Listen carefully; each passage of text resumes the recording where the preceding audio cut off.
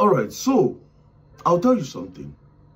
Terrorism will not stop in Nigeria anytime soon. As a matter of fact, what we are facing now, it will double in more years to come. We'll suffer more. Our children will suffer more. Because there's only one solution to terrorism in Nigeria. There's only one solution to the future of terrorism in Nigeria. Just one solution.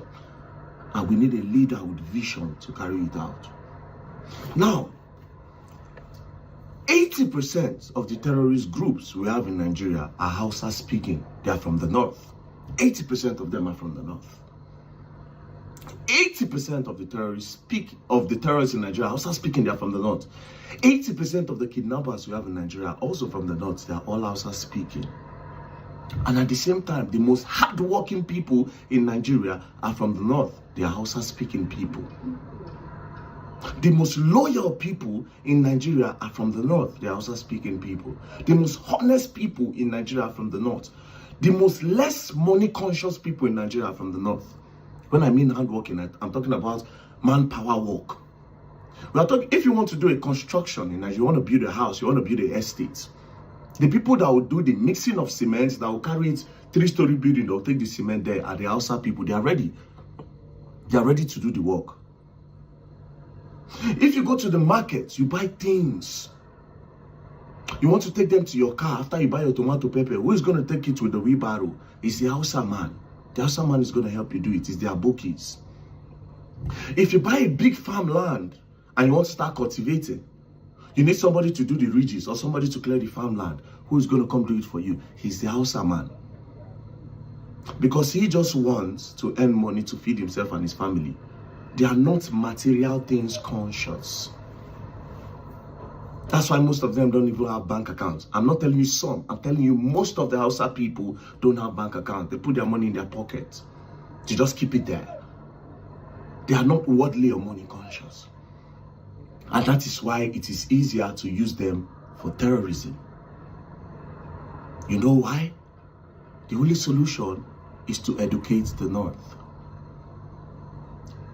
Any visionary we have in Nigeria, any leader that would take 4 years out of his 8 years to educate the North, force education on them, let them study, let them have the knowledge, because knowledge is power. Let them have that knowledge. Until then, Nigeria will suffer more in years to come. And I will tell you why. You see, in the North, they don't go to school. They study religion. And that is why the only few people that went to school use that to their advantage and use these people as their weapon and as their warriors. If I want to start terrorism today, it's easy. I have men. Where will I get the men? I'll go to Maiduguri or I'll go to Zamfara or somewhere. If you go to Kano today, let's start with Maiduguri, right? That I've been to. You see a lot of young children on the street, beggars, plenty. I can pack 10,000 if I want and bring them to Abuja now. How will I take them here? I'll use religion to bring them. Then feed them. Because that's the mentality. They don't know better than feeding. Feeding and to study the religion. That's basically what they know. So it's easier for very dark man to start terrorism if you bring them. And this is why the elites know these things. That is why they can never educate them to know better. A young Hausa boy cannot sit down and think about being a graphic designer. A young Hausa boy cannot sit down and think about studying technology. They don't do it there. Again, that is why the few that went to school are the ones controlling the whole region. And they use it to their advantage. And once they study, what do? The ones that go to school, they use it in politics. They become politicians. And where do you get the highest number when it comes to politics? You get it in the North. All they have to do is to tell them, this person does not agree with our religion. And they go against you. You see? There's a whole lot of power there. The day they start studying to know better, that's the day Nigeria will be liberated finally. Or you divide the country. Now, if you talk about dividing the country, it's still going to be a problem. Because they will still cross and enter your country. The only way you can achieve division is when you educate. They must be educated. The North must be educated. They should force education on those people. I'll tell you, maybe you can start with family planning. Because tell me why a man or a man in the North doesn't have money. You are earning at least 1,000 naira or 500 naira every week. Or maybe God bless you, you just do one or two things. You get it. Then you go and you sleep with your wife, get another wife, sleep with that one, and you give birth to like 10 children. All of them start doing alimajiri to feed because you can't feed them. And this is why it's easier to get them to join them to do terrorism, because they don't know better. You give them gun and you give them more money than what they are used to. But the money is not the problem for the Northerner.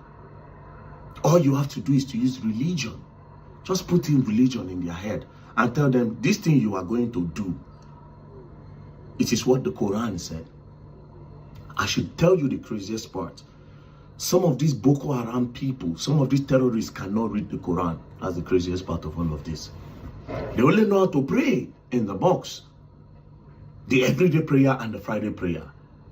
These people don't read.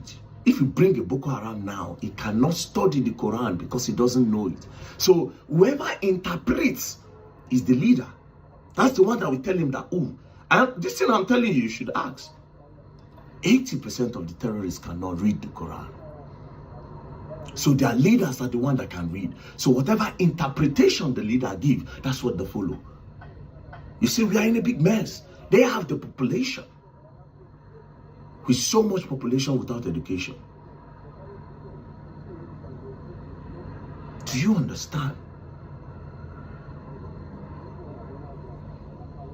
Yeah. Until then, Nigeria will face a bigger problem. Good luck. Jonathan had that vision, but it was not complete. He was also distracted. Good luck concentrated on the North. He wanted to build the best schools for them. He wanted them to go to school. I don't know if that was his plan or maybe it just happened coincidentally. But you know where the problem is?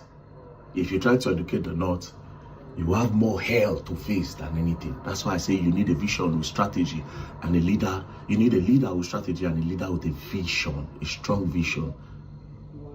And I'm not talking about political vision. I am talking about the vision of the future of Nigeria. I feel the need to also add that even if America comes today, even if they bomb all their camps today, even if they bomb them, they'll still arise.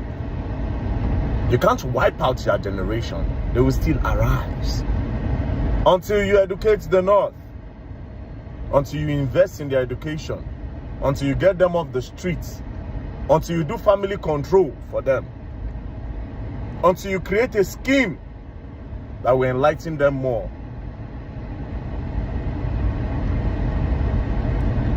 We will never stop facing this. I promise you. I promise you. Peace and love, don't break.